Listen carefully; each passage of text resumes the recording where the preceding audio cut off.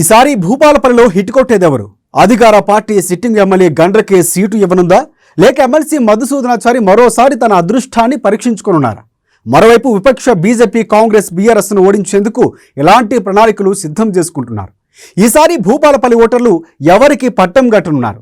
ప్రధాన పార్టీల మధ్య పోటీ ఎలా ఉండబోతోందా? అంచనాలు మారుతాయా? ఎవరు గెలిచి నిలిచేది? ఈ నియోజకవర్గ ముఖచిత్రం ఏంటి? What's the story?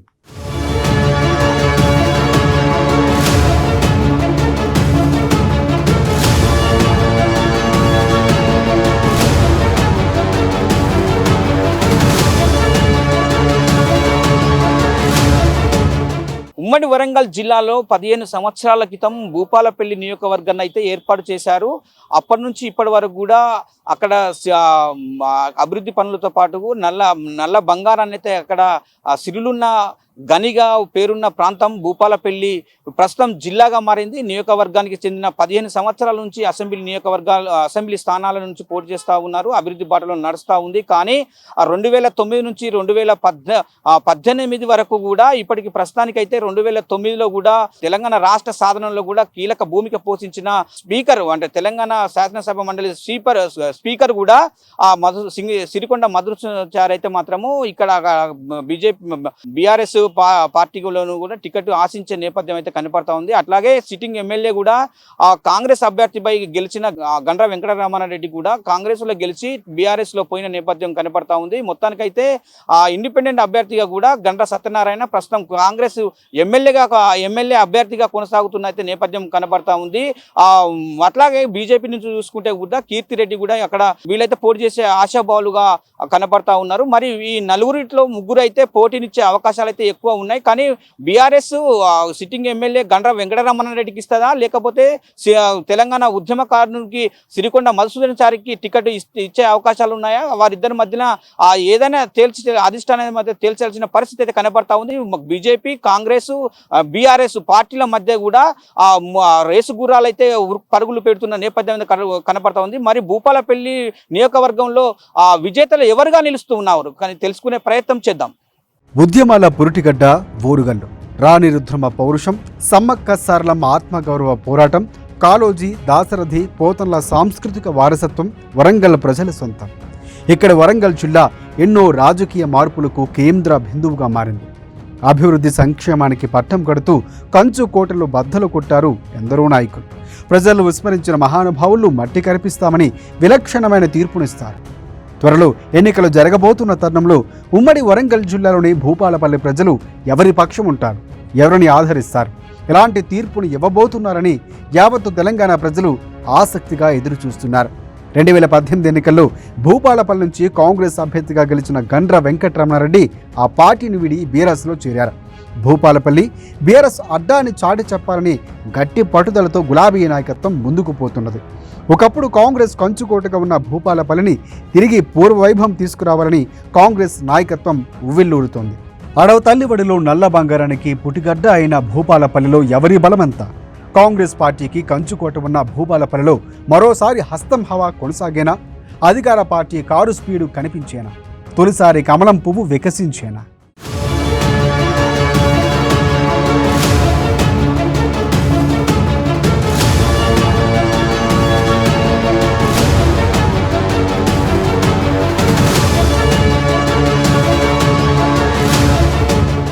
ఛత్తీస్గఢ్ రాష్ట్రానికి అతి సమీపం ఉన్న భూపాలపల్లి నియోజకవర్గంలో 2023 అసెంబ్లీ ఎన్నికల్లో పోటీ చేయనున్న అభ్యర్థుల లెక్క ఎంత?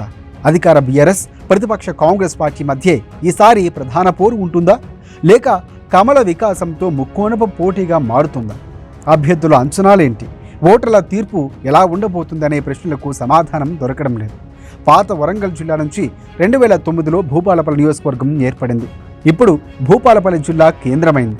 మొగుళ్లపల్లి, చిట్యాల, భూపాలపల్లి, ఘన్పూర్, రేగొండ, షాయంపేట మండలాలు ఈ నియోజకవర్గం పరిధిలోనే ఉన్నాయి. మొత్తంగా నియోజకవర్గంలో 2,58,668 మంది ఓటర్లు ఉన్నారు. అందులో 1,29,762 మంది పురుషులు కాగా 1,28,900 మంది స్త్రీలు ఉన్నారు. కాంగ్రెస్ పార్టీ నుంచి గండ్ర వెంకటరమణారెడ్డి తొలి ఎమ్మెల్యేగా ఎన్నికయ్యారు. ఆ తర్వాత 2014లో సిరికొండ మధుసూదనాచారి ఎమ్మెల్యేగా గెలుపొందారు. 2018 ఎన్నికల్లో కాంగ్రెస్ పార్టీ నుంచి మరోసారి గండ్ర వెంకటరామరెడ్డి విజయాన్ని సాధించారు. హస్తం పార్టీ నుంచి గెలిచిన గండ్ర బీఆర్ఎస్ గూటికి చేరారు.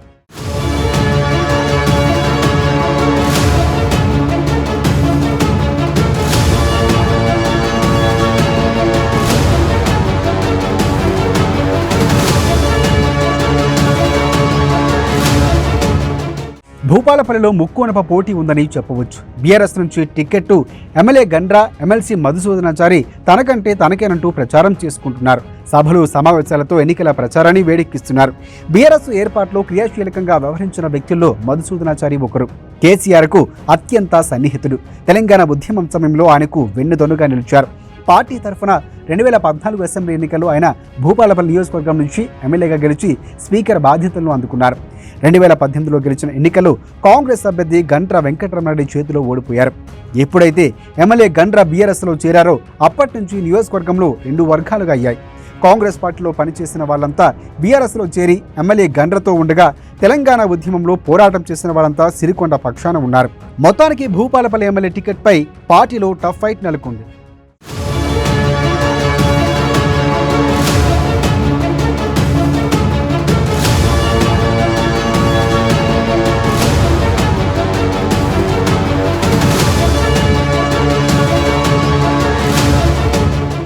గత ఫిబ్రవరిలో ప్రస్తుత ఎమ్మెల్యే గండ్ర వెంకటరామరెడ్డి భూపాలపల్లిలో భారీ బహిరంగ సభ నిర్వహించారు. ఈ సభలో పాల్గొన్న కేటీఆర్ రాబోయే ఎన్నికల్లో ప్రస్తుత ఎమ్మెల్యే గండ్రకే పార్టీ ఎమ్మెల్యే టికెట్ అని ప్రకటించారు. ఆ సభలో మధుసూదనాచారి కూడా ఉన్నారు. ఆ తర్వాత 2 నెలల పాటు సిరికొండ సైలెంట్ అయ్యారు. ఇటీవల సీఎం కేసీఆర్ మహారాష్ట్ర పర్యటన సమయంలో విమానంలో సీఎం పక్కన మధుసూదనాచారి కూర్చున్న ఫోటోలు సోషల్ మీడియాలో తెగ వైరల్ అయ్యాయి. ఆ తర్వాత నుంచి మళ్లీ సిరికొండ నియోజకవర్గంలో పర్యటిస్తూ ఎమ్మెల్యే టికెట్ తనకేనని చెబుతూ వస్తున్నారు. అయితే సీఎం కేసీఆర్ ఇచ్చిన హామీ వల్ల సిరికొండ మళ్లీ భూపాలపల్లిలో తిరుగుతున్నారా? అలా అయితే కేటీఆర్ ఇచ్చిన హామీ ఉట్టదేనా అని పార్టీ శ్రేణుల్లో చర్చ జరుగుతుంది. ఎమ్మెల్యే గండ్ర కూడా నియోజకవర్గంలో పర్యటిస్తూ రాబోయే ఎన్నికల్లో మరోసారి గెలిపించాలని కూడా ప్రజలు కోరుతున్నారు.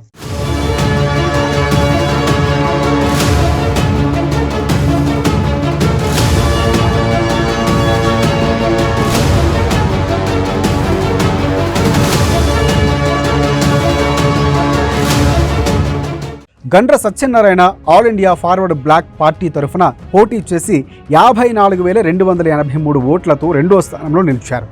ఎన్నికల తర్వాత గండ్ర సత్యనారాయణరావు కాంగ్రెస్ గూటికి చేరారు. ప్రజల్లో ఉంటూ ప్రజల కోసం పోరాడే పేరు సంపాదించుకున్న సత్యనారాయణ ప్రజల తన వైపు ఉన్నారని భావిస్తున్నారు. గెలిపించిన పార్టీని మోసం చేసిన గండ్ర వెంకటరామరెడ్డికి ఈసారి ప్రజలు గుణపాఠం చెప్తారని సత్యనారాయణ గట్టిగా నమ్ముతున్నారు. సెటిల్మెంట్స్ దందాలకు మారుపేరుగా వెంకటరమణారెడ్డి మారాడనే ఆరోపణలు చాలానే వినిపిస్తున్నాయి. ఇక బీజేపీ తరఫున 2018లో పోటీ చేసి ఓడిన చందుపట్ల కీర్తిరెడ్డికి మళ్లీ అవకాశం ఇస్తారా లేదా అనేది కూడా తెలియాల్సి ఉంది. ఎవరి రాజకీయాలు వారే చేస్తూ ప్రజల సమస్యలు పట్టించుకోవడం లేదని కీర్తిరెడ్డి అంటున్నారు. అనేక చోట్ల నేతలు భూకబ్జాలు చేశారని ఆరోపిస్తున్నారు. వీరి బారి నుంచి తప్పించుకోవాలంటే ఒక్కసారి తనకు అవకాశం ఇవ్వాలని ప్రజలు కోరుతున్నారు.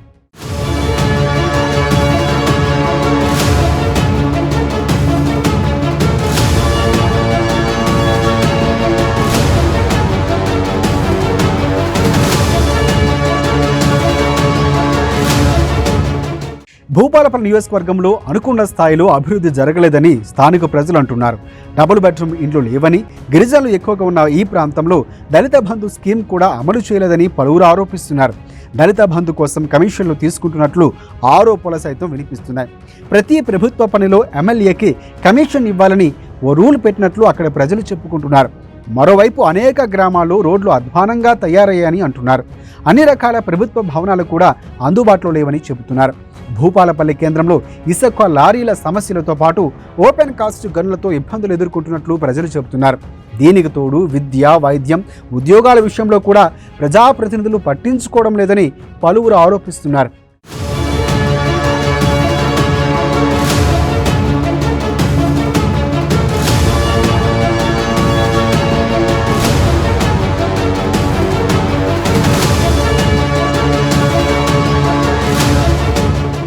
భూపాలపల్లి జిల్లాలో భారత రాష్ట్ర సమితి వర్సెస్ కాంగ్రెస్ పార్టీలో మధ్యనే ద్విముఖ పోటీ ఉంటుంది. బీజేపీ అభ్యర్థిగా కీర్తిరెడ్డి ఎన్నికల రేసులో ఉన్నప్పటికీ కాంగ్రెస్ టీఆర్ఎస్ పార్టీలు ఢీకొట్టడం సాధ్యం కాదని రాజకీయ విశ్లేషకులు అంటున్నారు. సంక్షేమ పథకాలు ఒకవైపు, సానుభూతి మరోవైపు అన్నట్లు మారింది భూపాలపల్లి నియోజకవర్గ ముఖ చిత్రం. దీంతో 2023 డిసెంబర్ ఎన్నికల్లో ప్రజలు ఎటువైపు మొగ్గు చూపుతారో వేచి చూడాల్సిన పరిస్థితి.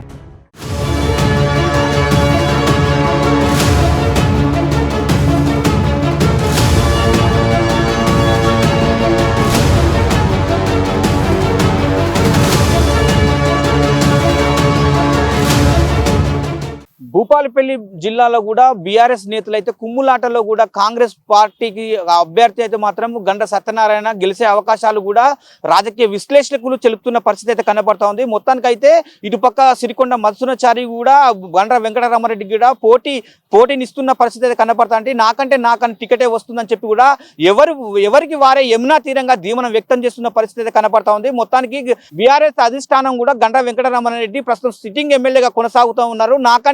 నాకే వస్తుందని చెప్పి కూడా బాస్ నాకే టికెట్ ఇస్తున్నారని చెప్పి కూడా ఆయన ధీమా వ్యక్తం చేస్తున్నప్పటికీ కూడా అదే విధంగా సిరికొండ మధుసూదనాచారి మాత్రము నాకు ముఖ్యమంత్రి కేసీఆరే నాకు ఫస్ట్ బాసే నాకు టికెట్ ఇస్తారని చెప్పి కూడా వాళ్ళ కార్యకర్తలతో ధీమా వ్యక్తం చేస్తున్న పరిస్థితి కనబడతా ఉంది.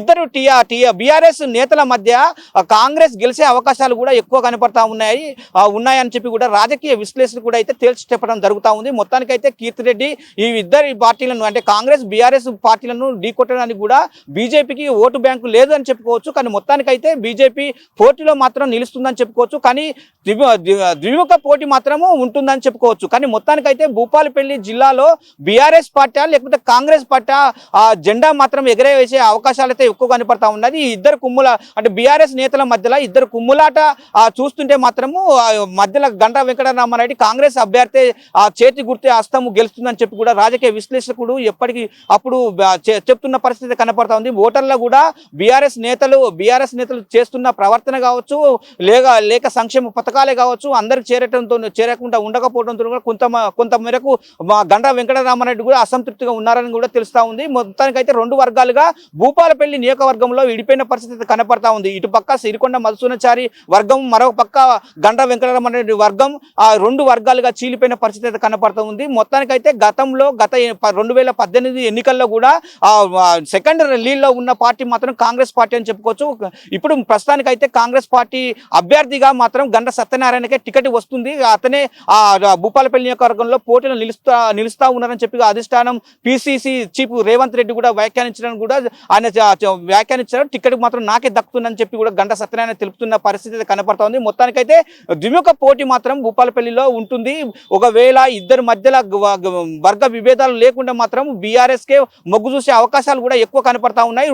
ఆ వర్గ భేదాలు కూడా వీళ్ళు అసంతృప్తి ఒక వర్గాన్ని కూడా తృప్తి పరచకపోతే మాత్రము కాంగ్రెసే అక్కడ పట్టం కట్టే అవకాశాలు కూడా ఎక్కువ కనపడతా ఉన్నాయి. ఇది మొత్తానికైతే భూపాలపల్లి నియోజకవర్గంలోని రానున్న ఎన్నికలు ప్రజలు తేల్చి చెప్పే పరిస్థితి అయితే కనపడతా ఉంది. కెమెరా పర్సన్ బాలుతో స్వామి, అమ్మా న్యూస్, వరంగల్.